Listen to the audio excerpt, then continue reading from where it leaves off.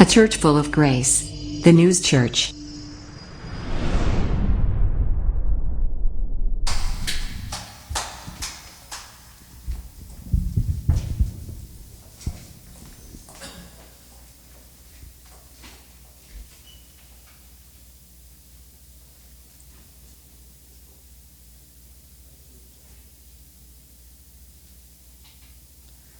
할렐루야. 귀한 찬양 감사합니다. 하나님께 영광이 되는 복된 시간, 또 복된 찬양, 또 전 교인이 한 마음으로 드리는 귀한 찬양, 하나님께서도 기뻐하시는 줄로 믿습니다. 지금 아마 안 목사님이 막 웃고 있을 거예요. 원래는 이렇게 그 카카오 얼굴 보는 거 있잖아요. 그걸로 같이 하기로 했었는데 한번 볼까요? 자, 전화를 하겠습니다. 근데 이거 소리는 줄여야 될 것 같은데.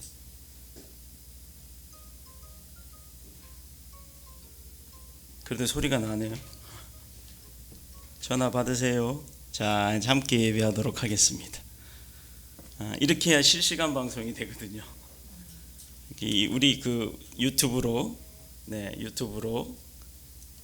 그 보는 거하고는 조금 차이가 있어, 시간적 차이가 있어서 이렇게 하도록 하겠습니다. 두려워 말라라고 하는 말씀의 제목으로 함께 은혜를 나누도록 하겠는데요. 두려워하지 말라. 이거는 누가 누구에게 할 수 있는 말일까요?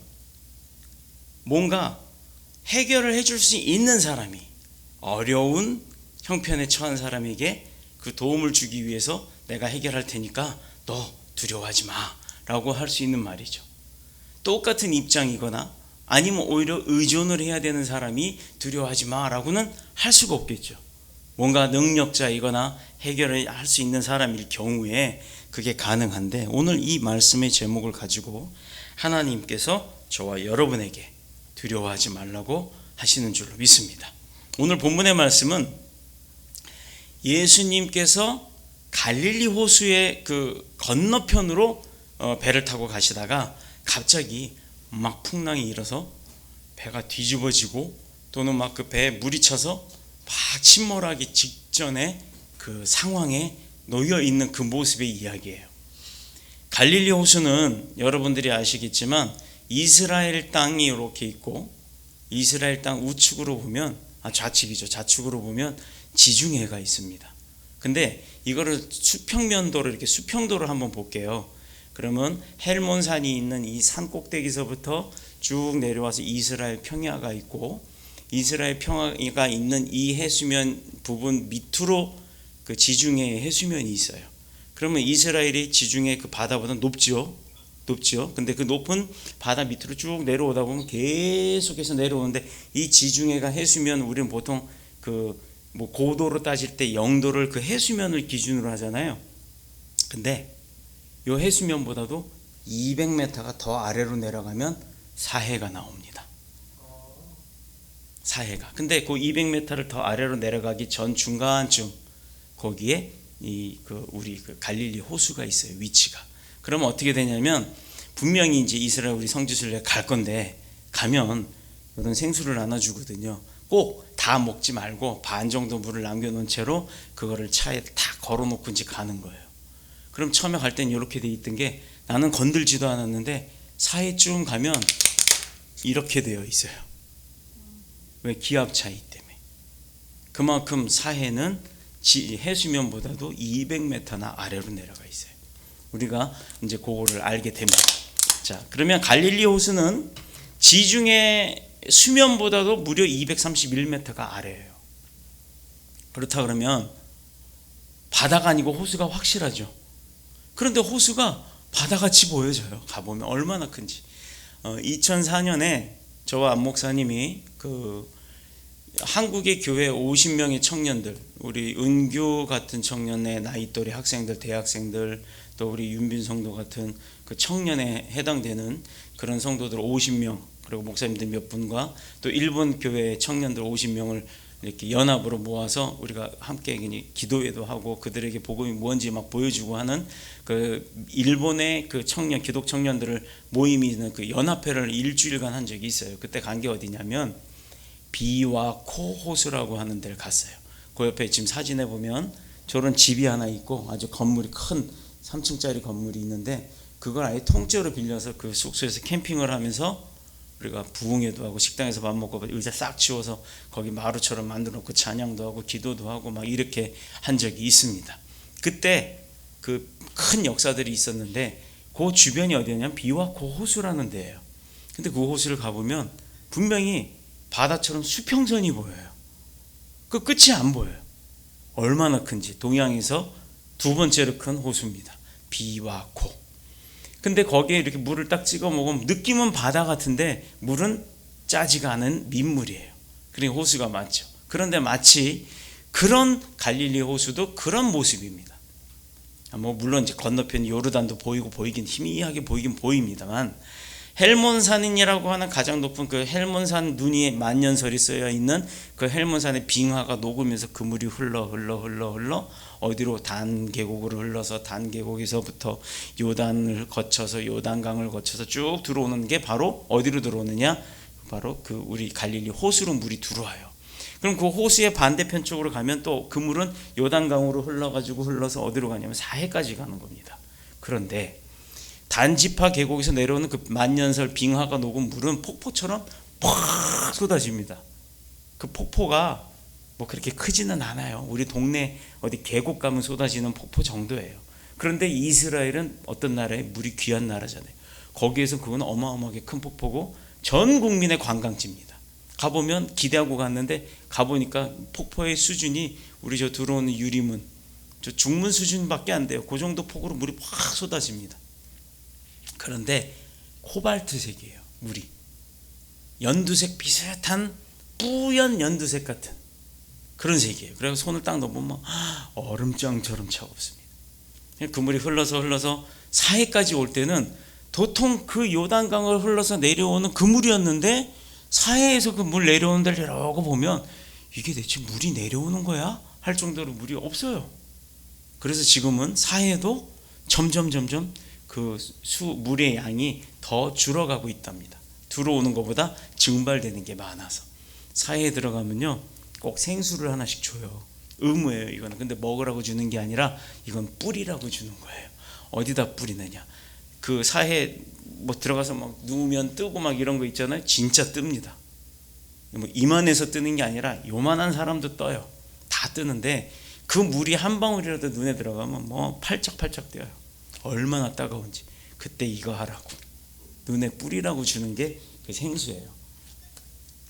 헬몬산이 그러면 비가가 있다고 했으니까 차갑죠. 그 차가운 기운은 어떻게 됩니까? 산 기슭을 타고서 내려오잖아요. 그 찬 기운이 내려옴과 동시에 갈릴리 지역은 낮은 지역이다 보니까 해수면보다 아래라고 했죠. 그러니 뜨겁잖아요. 더운 공기와 산의 차가운 공기와 만나면 어떻게 될까요?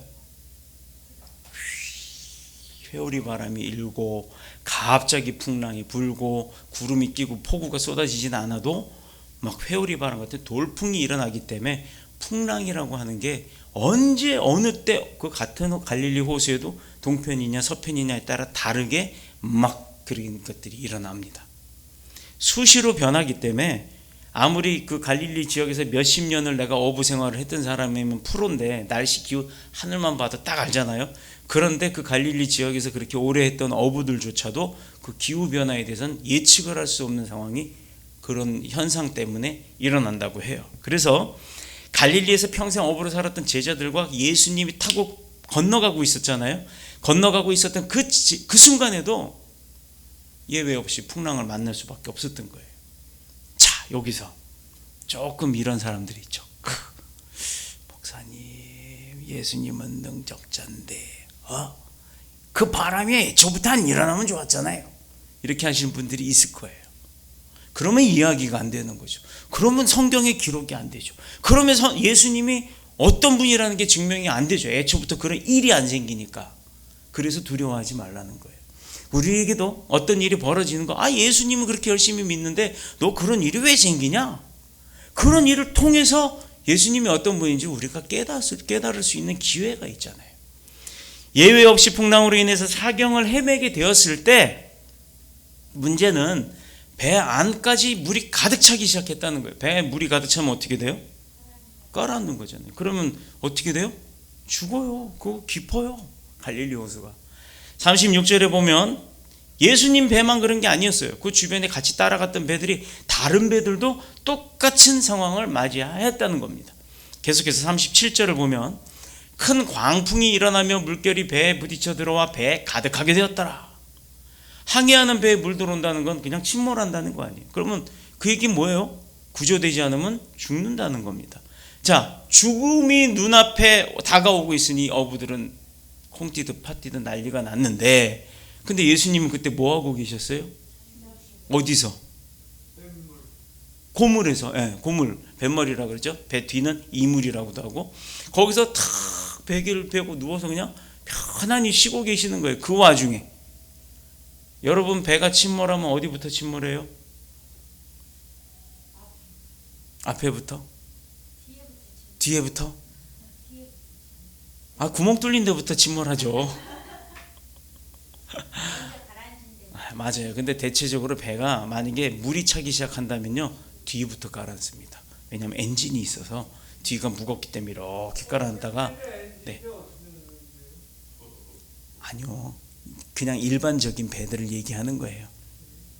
일반적인 배들이 이제 깔아앉게 되면 뒤부터 무거우니까 깔아앉는데, 배가 큰 배가 긴 배들 같은 경우는요, 그래서 이렇게 들리다가 뚝 부러지는 거예요. 이 배 무게에 의해서 뚝 부러져 깔아앉는 겁니다. 대체적으로 그렇게 깔아앉는다고 해요. 근데 예수님이 타신 배는 우리 선교사님 말씀하신 대로 돛담배예요. 돛담배.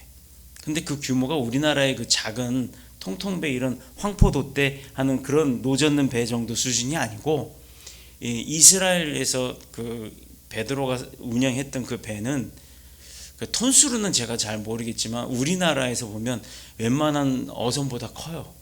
상당히 큽니다. 그 보통 원형 어선까지는 아니어도 그 우리나라 항구에 가보면 많이들 배들이 있잖아요. 조그만 배들, 뭐 파란색, 하얀색 있는 배들, 그 배들의 한 서너 배는 커요. 한 4, 50명이 다 타도 충분히 탈 수 있을 만큼의 큰 배입니다. 그 우리 이순신 장군이 나왔던 임진왜란에 보면 나오는 그 일본 군사들이 타고 왔던 그 거북선하고 싸웠던 배들이 있잖아요. 앞에 이렇게 뭉툭했던 그런 식으로 생겨서 배의 크기도 그 정도는 돼요. 근데 그 배를 타고 온다, 그 앞부분이 이렇게 높잖아요. 이렇게 돼 있으니까 거기에 탁 주님이 머리를 베고 누우셨다는 건 보통 요동이 심한 게 아니란 말이에요. 배에 제일 요동이 안 생기는 데가 가운데 부분이에요. 그러니까 이렇게 흔들려도 요 가운데는 거의 그대로 있기 때문에 제일 VIP석이 그 가운데 있습니다만, 앞자리에서 주무시는데 흔들리지 않았겠어요? 네. 그런데도 앞자리에서 주무시는데도 그냥 편안히 주무신 거예요. 왜 그러셨을까요? 피곤해서? 주님한테는 그 풍랑이나 배에 물 차는 거 아무 문제가 안 되니까 주님은 그렇게 주무실 수가 있는 거예요. 우리 같으면 잘 수 있나요? 술 취해 자거나 마약에 취해 자거나, 아니면 무슨 뭐예요? 그 무슨 병원에서 치료할 때 쓰는 거 마취 돼서 잠이 들었거나 하는, 그렇지 않은 이상은 다 깨어서 난리 났을 겁니다. 자, 이게 뭘까요? 제자들이 주무시고 계시는 그 예수님을 막 흔들어 깨웁니다. 우리가 죽게 되었다고 했는데, 이 말은 모든 것이 다 파괴되어져 가고 있고, 그 어부들, 제자들이 입장에서는 이제 끝이다, 끝장났다라고 표현을 한 거예요. 침몰하는 그 순간에 제자들은 죽음을 목전에 두고 막 사경을 헤매는 사투가 시작된다는 것을 주님 앞에 막 흔들면서 지금 주무시고 계시면 어떡해요? 막 이렇게 했던 그 모습이 바로, 여러분 상상을 한번 해보세요. 얼마나 긴박했을까요? 자, 우리 인생도 살다 보면 이런 위기를 한 번도 아니고 두 번도 아니고 수도 없이 만나게 됩니다. 자, 이런 위기는 개인만이 아니고 국가, 회사, 어떤 단체, 심지어 교회까지도 마찬가지예요. 이런 상황 앞에서 인간의 모습은 어떨까요? 해결할 수 있는 게 있나요? 만약에 주님이 세월호에 타고 계셨다면 세월호 아이들 다 살았겠죠. 갈릴리 호수를 누구보다도 잘 알고 있는 어부 출신인 제자들도 그 상황에 닥치니 공포와 두려움에 떨었다라는 겁니다. 프로들도 떤다는 얘기예요. 프로들도. 자, 그래서 마지막 수단으로 어떻게 했냐? 주무시고 계시는 예수님을 막 흔들어 깨운 거예요. 그런데 38절에서 제자들의 말투를 보면 우리가 죽게 된 상황을 죽게 된 상황까지 이르게 되었는데 어찌하여서 당신은 아무 상관이 없는 것처럼 아무 일도 없는 것처럼 그렇게 주무시고 계십니까? 라고 하는 거예요. 어떻게 보면 이건 공손하게 깨운 건 아니겠죠. 어떻게 보면 반항도 하는 거였을 수도 있고 어떻게 보면 왜 이렇게 무책임하냐라고 항의하는 걸 수도 있는 그 모습이 비춰지죠. 자, 그러나 잠에서 깨어나신 예수님의 그런 제자들의 좀 황당한 버릇없는 어떻게 보면 나쁜 말로 하면 싸가지 없는 그런 태도를 겪으시면서도 주님이 하신 태도와 반응은 참으로 의외였어요. 너 지금 나한테 이게 뭐 하는 짓이야? 이렇게 한 것도 아니고 네가 나한테 이렇게 하면 되겠어? 이렇게 한 것도 아니에요. 주님이 뭐라고 하셨냐면 일어나시자마자 제자들은 아랑곳하지 않고 그렇게 막 버릇없이 했던 제자들도 그냥 내버려 두고 바다를 향해서 탁 손짓을 합니다. 잠잠하라. 바람을 꾸짖어서 바다를 잔잔케 만드신 것은 예수님의 능력을, 예수님이 전능자요 또 하나님의 아들이시요 살아계신 하나님이심을 믿는 자들이라면 그거 당연하게 받아들일 수 있어요. 그죠? 우리는 믿는 사람이고 예수님이 그런 능력이 갖고 계신 분이니까 당연히 그런 분이 하는 거잖아. 그런 분이 당연히 받아 세울 수 있지. 이해할 수 있어요. 근데 문제는 그 이후에 40절에서 보면 어찌하여 이렇게 무서워하느냐? 너희가 어찌 믿음이 없느냐라고 주님이 그 제자들, 따라다녔던 제자들, 여지껏 주님을 보고 주님이 어떤 일을 했는지 보고 느끼고 만지고 같이 밥 먹고 같이 잠자고 했던 그 제자들에게 이야기를 하는 거예요. 어찌하여 이렇게 무서워하느냐? 어찌하여 너희 이렇게 믿음이 없느냐? 이렇게 이야기를 하십니다. 다 해결해 놓고 나서 제자들은 엄하게 책망하신 거죠. 그러면 근데 중요한 거는요, 너 나한테 반항했어? 이게 아니라 그거는 배제해 두시고 근본을 가지고 이야기를 하셨다는 거예요. 너네가 여지껏 나를 다 봤고 느꼈고 만져보고 같이 생활했으면서도 보고 느끼면서도 너네가 알고 있은 증인이 어쩌면 이렇게 믿음이 없느냐? 내가 멀쩡히 이러고 자고 있으면 너네도 나를 믿었다면 그렇게 두려워할 필요가 없지 않느냐? 왜 두려워하느냐? 두려워하지 말아라 라고 하는 그 본질적인 사랑의 마음이 계셨기 때문에 혼내지 아니하고 그 믿음 없음을 탓하신 거예요. 자, 그러면 주님이 어떤 분이에요? 사랑의 주님 맞지요? 여러분, 내가 실수하고 내가 잘못한 거 많을 때도 그런 주님은 나를 사랑하시는 분 맞지요? 네, 맞아요. 더군다나 여러분들은 그런 주님 직접적으로 체험하지는 않았잖아요. 제자들만큼. 그럼에도 불구하고 주님을 따르고 있잖아요. 자, 그러니 우리가 힘을 내자고요. 내가 때로는 실수하고 잘못할 수도 있습니다. 그것이 문제가 되지 않아요. 잘못한 것을 알면서도 회개하지 않는 게 문제인 거죠. 갈릴리 호수의 건너편으로 돌아가려면 멀고 험한 길을 돌아가야 한다고 했어요. 그러니 그 시간보다 그냥 배 타고 건너가는 게 빠르니까 배를 타고 건너가시는 거였는데, 자연에 대한 두려움이나 인간의 연약함으로 인한 여러 가지 상황에 겪는 그 두려움, 또 너무나도 이건 자연스러운 현상이에요. 우리도 마찬가지거든요. 그럼에도 불구하고 예수님은 바람과 파도를 헤쳐나가려고 하는 제자들의 수고와 용기는 칭찬하지 않고 두려움에 빠진 제자들에 대한 그 모습만 책망을 하셨습니다. 아마 제자 중에 어떤 사람이 생각하기를 당신은 하나님의 아들이요 신성한 능력이 그 안에 계시니까 뭐가 두렵겠습니까? 라고 바람도 바다도 다 한마디로 잠잠케 하시는 그런 분이니 뭐가 문제가 있겠습니까? 라고 생각할 수 있겠죠. 당연한 거 아닙니까? 이렇게 생각할 수 있어요. 근데 결론부터 말하자면 두려움에 빠졌다고 하는 그 제자들이 문제라는 겁니다. 왜냐하면 신성의 위대한 능력을 소유하신 분과 함께하고 동행하면서도 바람 때문에 일어나는 파도로 인해서 우리가 죽게 되었다고 공포에 빠져버리고 물이 차는 것을 보고 절망적으로 소망이 없는 말들을 막 뱉어내는 그 제자들이 문제였다는 거예요. 나와 함께 하시는 분이 전능하신 하나님인 걸 믿는다면 뭐가 두려울 수 있었겠냐 이 말입니다. 오늘 본문에서 예수님이 처음 하신 말씀이 뭐예요? 오늘 본문 33절 한번 보여주세요. 네, 이런 많은 비유로 뭔가 이야기를 하셨어요. 34절. 네, 또 5절.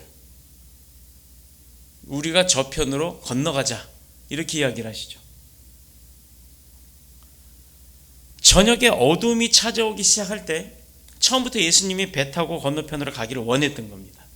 아니 왜 낮에 안 가고 어둠이 어둑어둑 시작하는 5시 6시쯤 돼서 배를 타고 건너가자고 하셨을까? 원래 어부들은 요즘이야 뭐 레이더도 있고 막 조명도 있고 하지만 그땐 그런 게 없었잖아요. 그러니 밤 되면, 해질 때 되면 이미 생선 다 그 그물 걷어갖고 항구로 들어옵니다. 그런데 그때 오히려 주님은 나가자 이러시는 거예요. 그럼 그것만 봐도 이거 빠른 사람은 눈치를 딱 챘어야 돼요.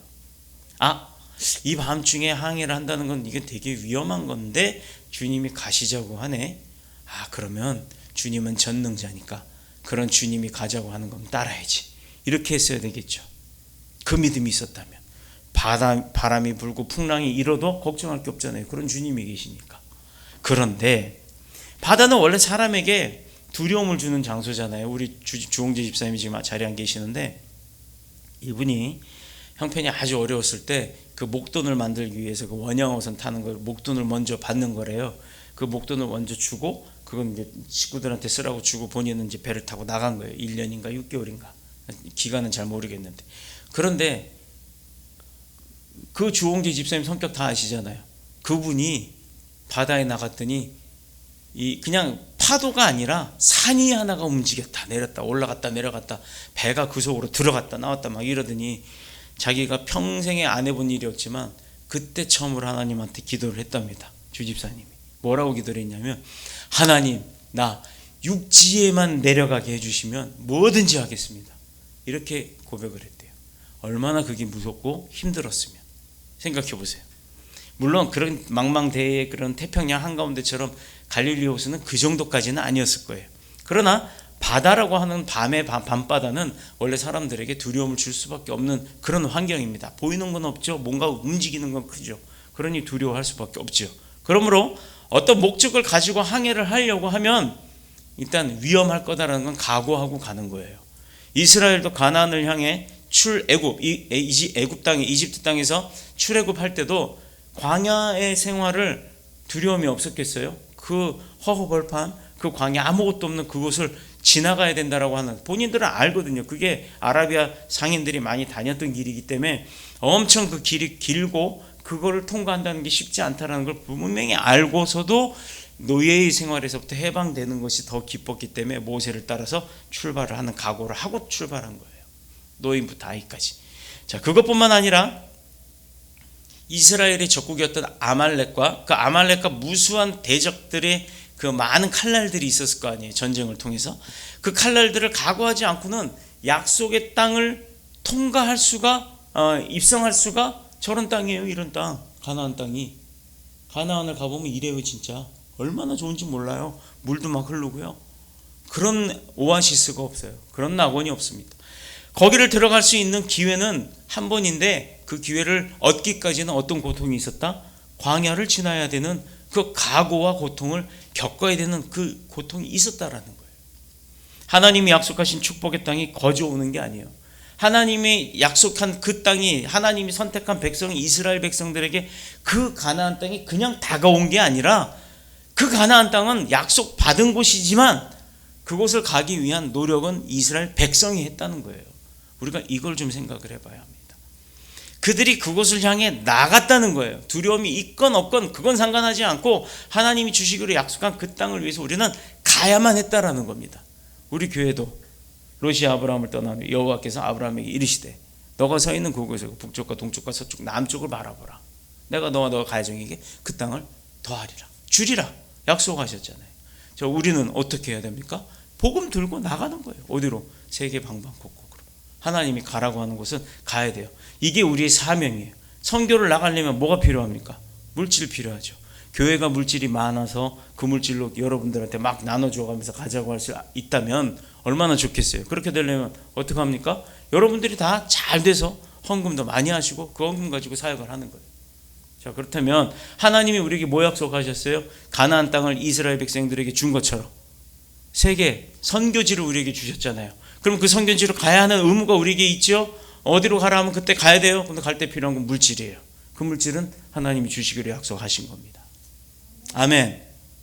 그 물질을 어떻게 주실 거냐? 그건 하나님이 아시죠. 그러니 우리는 하나님의 때를, 하나님의 방법을 통해서 우리가 얻을 수 있도록 기도를 하는데 우리에겐 그런 기회가 지금 무궁무진하게 열리고 있어요. 여러분 안 보이세요? 안 보이세요? 그 길이 막 열리는 게 2022년 3월달 되면 열리기 시작할 겁니다. 아멘. 누가 됐든지 간에 열릴 거예요. 안 열릴 수가 없어요. 이게 기회입니다. 이 기회를 우린 잡아야 돼요. 자, 그러려면 고통이 있겠죠. 풍랑도 맞을 거고 회오리 바람도 맞을 거고 아말렉과 같은 군사들이 내 거 뺏어가려고 하는 파리떼 같은 사람들이 들이닥쳐가지고 막 뺏어가려고 하는 그것도 있을 거예요. 우리는 그때마다 하나님 앞에 기도하고 지혜로서 그거를 지혜롭게 물리쳐야 할 줄로 믿습니다. 또한 우리가 나아가야 할 믿음의 길이에요. 이스라엘이 40년 동안의 그 광야 세월을 통과하지 않고서는 그들이 축복의 땅 가나안에 입성할 수가 없었어요. 주인공이 될 수가 없었습니다. 그거를 통과했기 때문에 주인공이 된 거예요. 자, 이스라엘의 역사는 어떤 역사예요? 우리나라와 비슷하죠. 외세로부터 침략을 많이 받았어요. 계속해서 북쪽으로, 남쪽으로, 또 서쪽, 아니죠, 동쪽에서, 서쪽은 지중해니까 그렇게 막 많은 외세의 세력으로부터 공격을 받았던 것이 이스라엘입니다.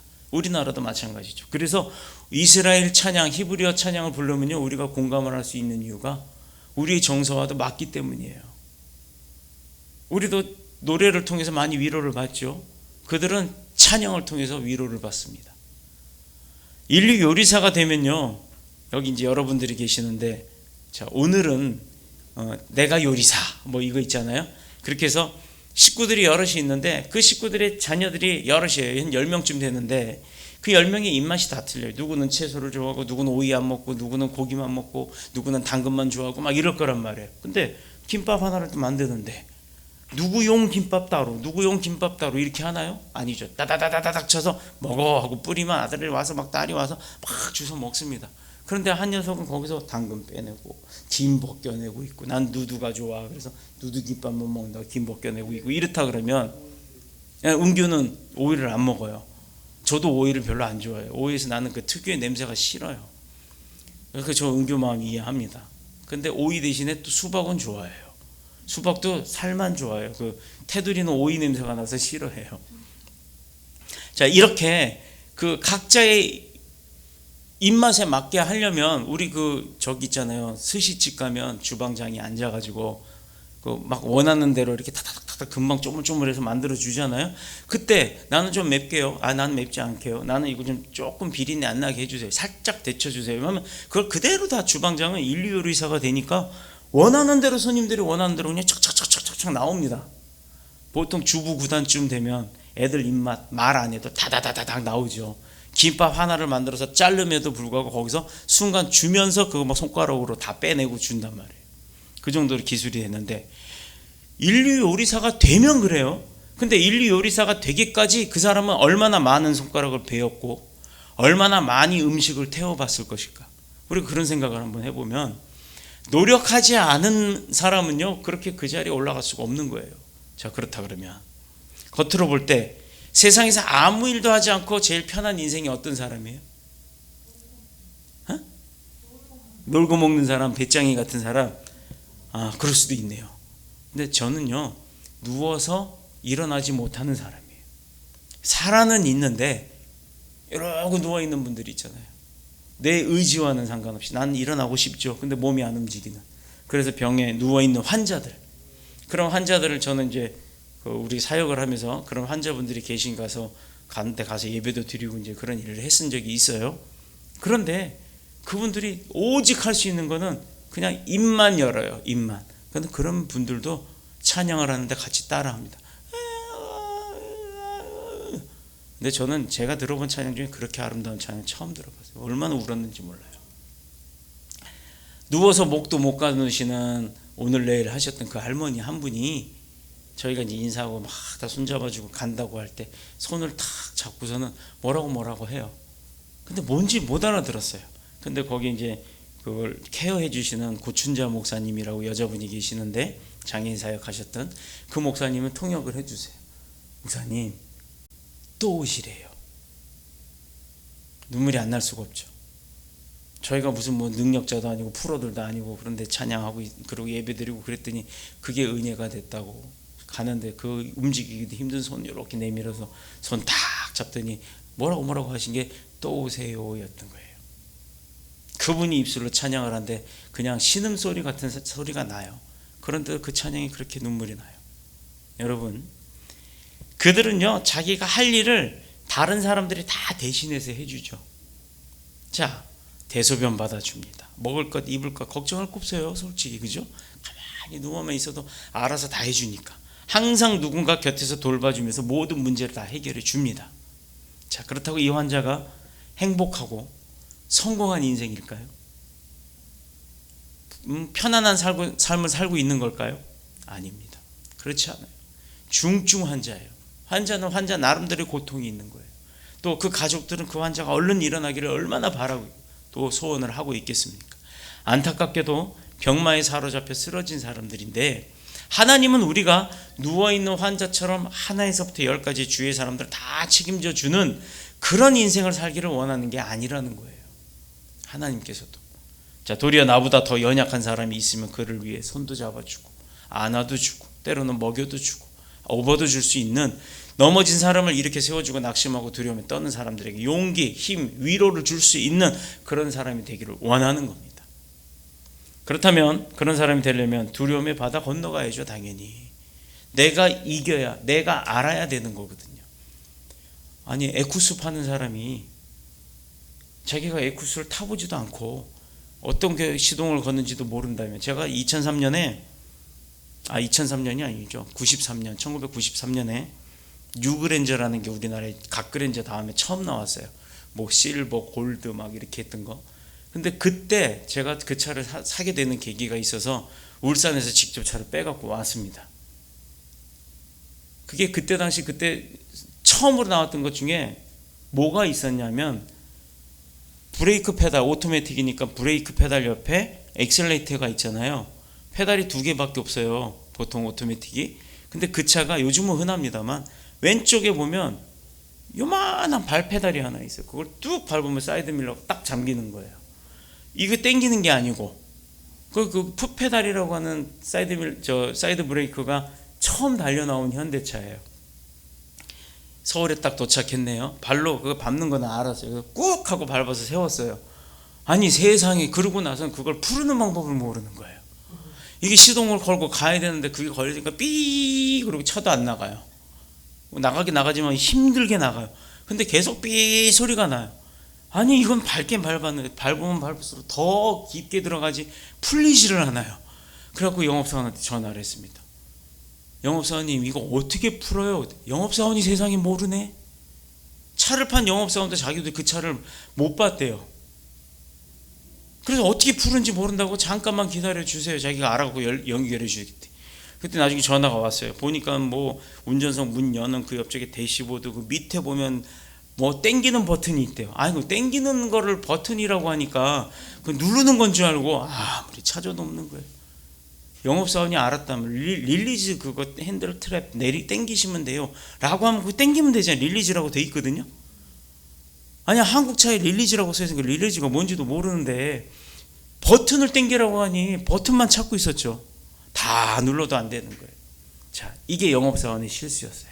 자기가 타보지도 않은 건 팔기는 했는데 팔고 나니까 자기도 모르는 거예요. 인간으로서 어떤 힘과 지혜를 가지고 누군가를 도움을 주려면 내가 그 사람의 상황에 대해서는 알고 있어야 도움이 되는 거예요. 자, 이제 안종수 목사님 지금 예배 중인데 이거 딱 끼고 지금 아주 열심히 듣고 있어요. 보이세요? 자, 인사 좀 하세요, 안 목사님. 여기 있어요. 네, 이러고 지금 예배를 같이 드리고 있어요. 그런데 보세요, 여러분.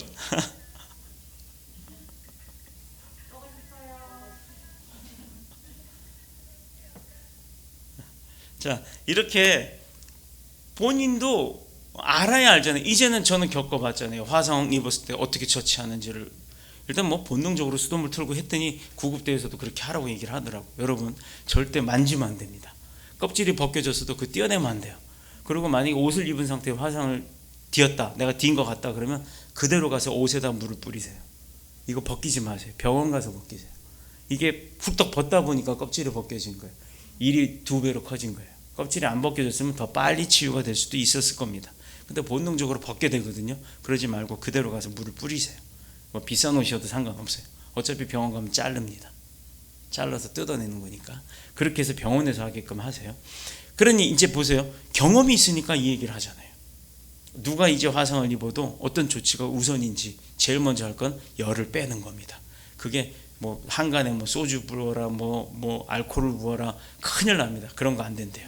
그냥 흐르는 물, 그것도 직분사하지 말고 만약에 여길 뒤었다 그러면 등 쪽으로 해서 물은 여기로 해갖고 흘러내리게 그렇게 하라고 합니다. 껍질이 벗겨졌으면 직분사해도 상관이 없지만 껍질이 안 벗겨졌을 때는 식히는 게 중요하다. 자, 이렇게 인간의 힘과 지혜로는 감당할 수 없는 위기와 상황에 빠진다 할때라도 뭐 그런 거를 한번 겪어보지 않고는 내가 알 수가 없기 때문에, 도울 수가 없기 때문에 그런 거 한 번씩 인생에서 뭐 경매도 당해보고 한 번은 뭐 신용불량자도 돼보고 이렇게 해야 그 다음에 똑같은 일을 안 하게 되는 거고요. 또 누군가 그렇게 빠져서 힘들어할 때 그 사람에게 위로가 될 수 있는 거예요. 자, 시편 66편 12절을 보면 사람들이 우리 머리를 타고 가게 하셨나이다. 우리가 불과 물을 통과하였더니 주께서 우리를 끌어내사 풍부한 곳에 들이셨나이다. 보세요. 사람들이 우리 머리를 타고 가게 하셨나이다. 하나님이. 또 우리가 물과 불을 통과하였더니 주께서 우리를 끌어내셔서 풍부한 곳에다가 딱 옮겨 놓으셨다 이 말이에요. 결국은 물과 불을 통과하는 그 용기를 보이시는 거죠. 하나님이 인도하심을 받는 자는 그 물과 불도 두렵지 않다라는 겁니다. 말로 표현하기 어려운 비천함과 고난과 죽음의 골짜기에 빠진다 할지라도 마치 하나님께서 그 하나님께로부터 버림받은 민족처럼 그런 고난의 길을 이스라엘 그 백성들이 경험할 수 있도록 하나님이 그 기회를 주신 거예요. 자, 보시면 우리가 이제 지도가 없어서 지중해가 있고 그 다음에 이걸 켜고 할까요? 지중해가 이제 여기가 이제 지도라고 보고요. 지중해가 있어요. 이쪽이 터키고 뭐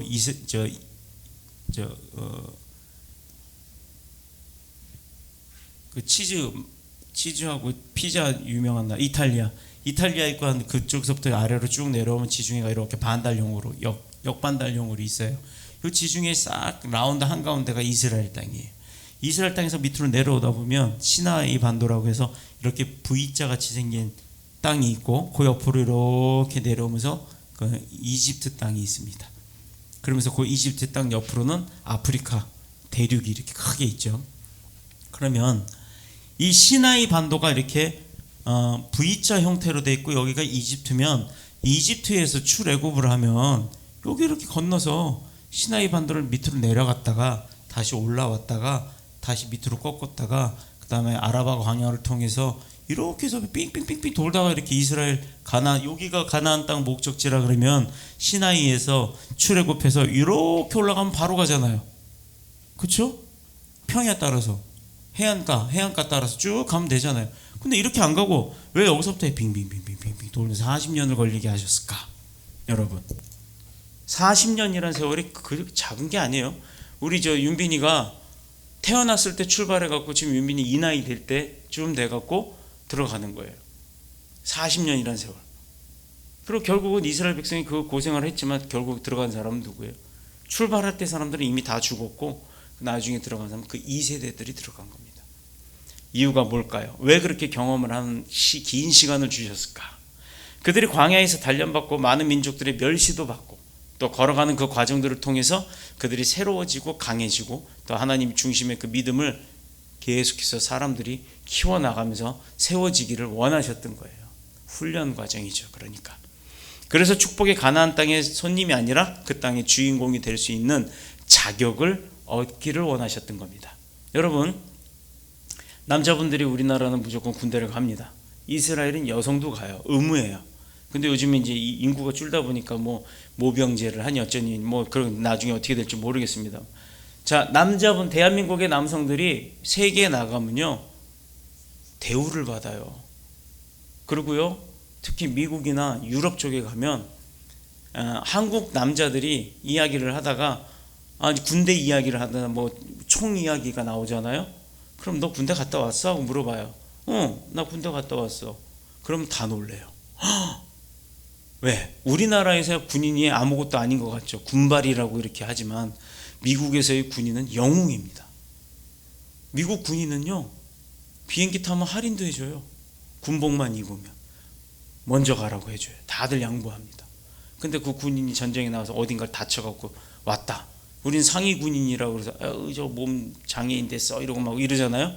근데 미국에서는요 그렇게 상해를 입고 오면 영웅이 돼요. 온 사람들이 다 길가에 서가지고 박수 쳐줍니다. 심지어 죽은 시신이 돌아올 때도 온 동네 마을 전체가 심지어 경찰서장까지 나와서 거시경리를 딱 붙여요. 영웅이기 때문에. 자, 대한민국 군인은 그렇게 훈련을 받죠. 지금 군대 갔다 온 사람들 다 알 거예요. 총 쏠 줄 알잖아요. 또 탄이 쏘다가 안 나가고 낑기면 어떻게 돼요? 낑기다 제밍이라 그래요. 그렇게 되면 어떻게 돼요? 그 총은 고장난 거잖아요. 근데 훈련 안 받았으니 쏴도 안 나가는 건 버려야 될 거 아니에요. 전쟁터에서 총 버리면 죽는 거 아니에요. 근데 우리 훈련 받은 사람들은 어떻게 해요? 총을 딱 쐈는데 놀이서 한 번, 두 번 후퇴전 지나면 낀 탄약은 탁 빠져나가고 그 다음부터 또 쏘죠. 그러다 다 쐈어요. 탄창 바꾸잖아요. 근데 여성분들한테 우리 고집사님 쏴봤잖아요. 네. 쏴봤잖아요. 몇 발 쏴봤어요? 10발. 10발 다 쏘는데 언제 끝났는지 어떻게 아셨어요? 다 쐈다고 해서 그런 거죠. 그 다음에 쏴도 안 나가거든요. 총알이 없으니까. 자, 권총을 이제 쏴보셨는데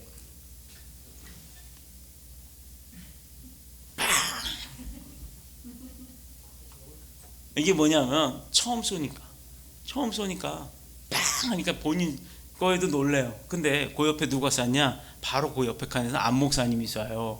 안 목사님은 얼마나 조준을 열심히 하는지 우리 보통 그렇게 조준하면 팔이 떨리거든요. 팔을 너무 오래 들고 있으니까 빵 쏘는데 자 저는 그 뒷모습을 뒤에서 두 분이 쏘는 걸 봤어요. 옆에서 빵 쏘는데 고 집사님이 이러고 있다가 깜짝 놀라더니 내 거 나간 거예요? 자, 처음이니까. 이런 부분이 에피소드처럼 들리지만 실제 군인들도 그래요. 처음 군대 와서 총을 쏠 때 그냥 그렇게 쉽게 총 주지 않아요. 막 지금 안 목사님 웃고 난리네요. 그 군인들이 총을 한번 잡으려면 그 총을 쏘기 이전에 어마어마한 훈련을 받습니다. 막 엎드려서 막 기는 거, 그것도 바둑알을 얹어놓고 총에다가 바둑알을 얹어놓고 방아쇠 격발하는 훈련부터 시작해서 딱 안정된 자세가 나올 때까지 훈련을 시킨 다음에 처음으로 총알을 줘요. 그러면 어떻게 돼요? 그렇게 열심히 훈련 받을 땐 진짜 PRI라고 해서 하는 훈련인데 피가 나고 이가 가지고 알통 매긴다고 하다 그렇게 힘들게 훈련을 받습니다. 총기니까 잘못하면 사고가 나거든요. 생명이 왔다 갔다 할 수가 있기 때문에 엄청나게 엄격하게 훈련을 하고 뭐죠? 그 얼차려 그 기합도 주고 막 그렇습니다. 그렇게 훈련 받고 나서 쏘면 빵 쏘면 어떻게 돼요? 백발 백중이에요. 자, 이렇게 대한민국 청년들이 남성들이 다 훈련 받고 세계로 나가면 세계에서 다 놀래요.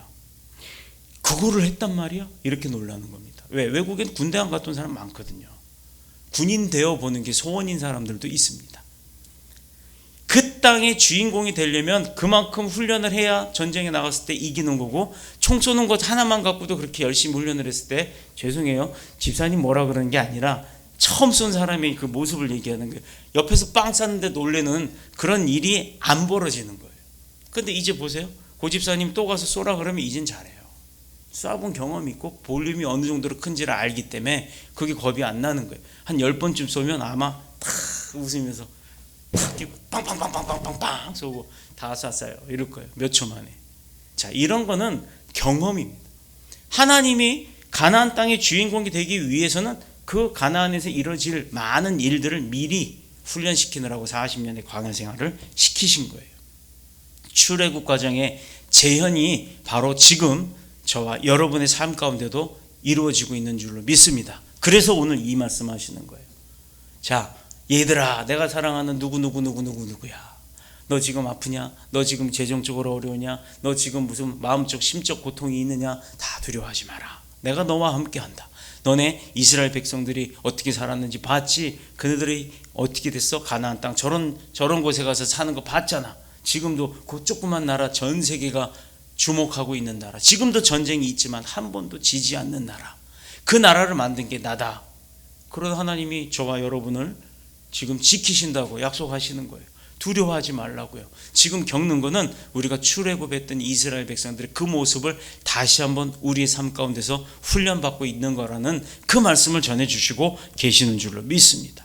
나와 어떤 관계가, 하나님과의 관계가 가지고 있는지, 그게 중요한 겁니다. 제자들처럼 내가 열심히 섬겼어요, 열심히 교회 다녔어요, 몇십 년을 내가 했어요, 뭐 장로예요, 집사예요, 권사예요, 목사예요, 이렇게 하는 게 중요한 것이 아니라, 나는 지금 나온 평신도일지라도 살아계신 하나님이 나를 붙들고 있다는 것을 기억하고 또 그것에 감동해서 감격해서 눈물 흘리며 기도할 줄 아는 그 믿음이 중요한 것입니다. 그럴 때 하나님께서 우리에게 두려워하지 마라 라고 하는 그 음성이 들리게 되는 줄로 믿습니다. 인생을 살면서 내 뜻대로 되지 않아요. 내 뜻대로 다 된다 그러면 다 웃고 다 살쪄 있을 거예요.